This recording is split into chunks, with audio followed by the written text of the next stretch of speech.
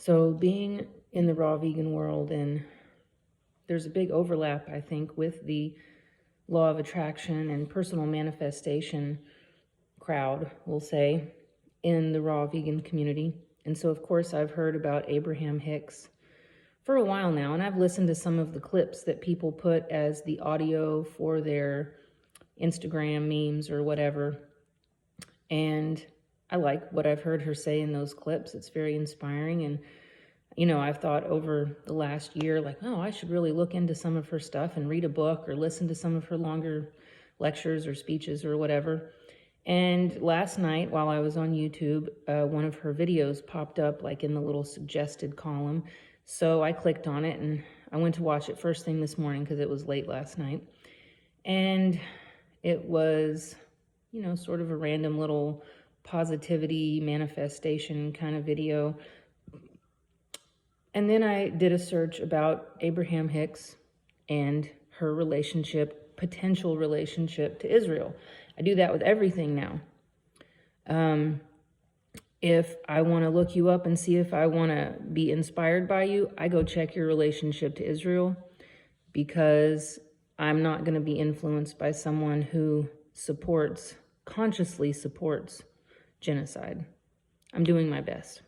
So I go in and I find a video with a mashup of the occupiers and the Palestinians flag and flames, and it looks very controversial, and it's like potential solution and response to the crisis or something, whatever the title is.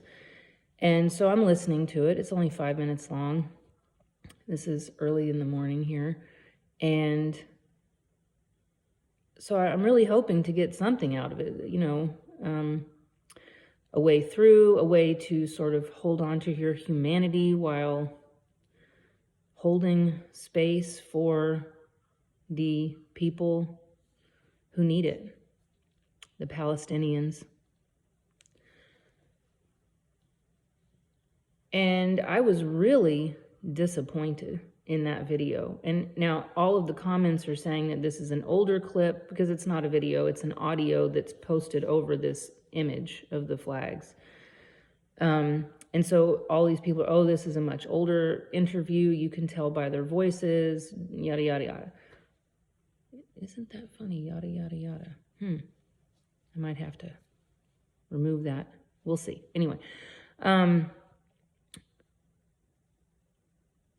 I was really deflated and a little bit insulted, because here's this person with a huge platform and a powerful voice who has the opportunity to say, use your powers of manifestation to heal the world.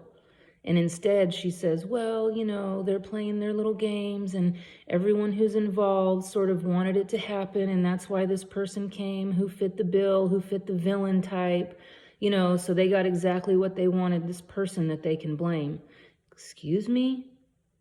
I'm pretty sure those people over there were trying to manifest food for their children, a place to go to school without getting murdered, unalive, sniped, whatever you want to call it that fits the algorithm. I'm pretty sure they want peace.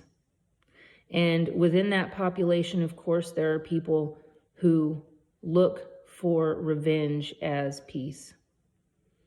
I don't agree with that, but I am not over there, and I cannot say what would happen if I saw my child decimated in front of me.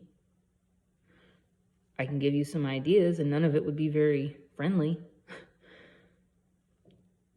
But I just want to address this, because I think that this is the essence of spiritual bypassing.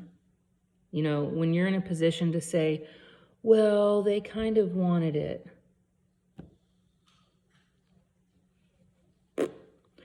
I'm sorry. No, I don't support that concept at all. If you want to use your powers of manifestation for the greatest good, focus on abundant food flowing into a region of famine.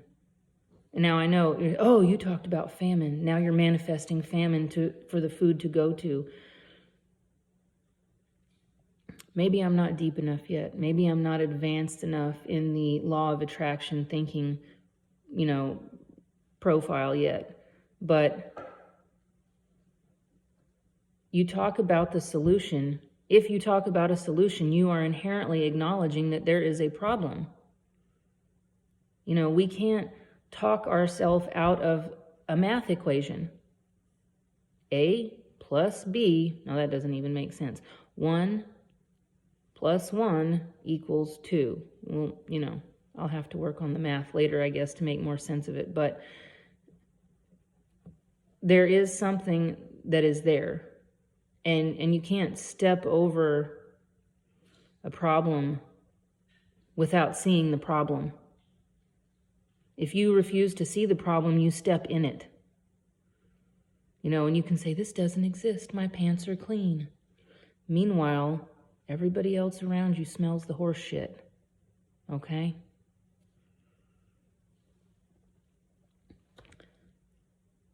You know what you do to solve the problem? To be a manifester, you go get a new pair of pants. You go get a new pair of boots. You go to the water hose and you wash your shoes off. And then you've manifested clean shoes and you go about your day. You don't walk around like, I'm clean. I don't see that. It doesn't exist for me.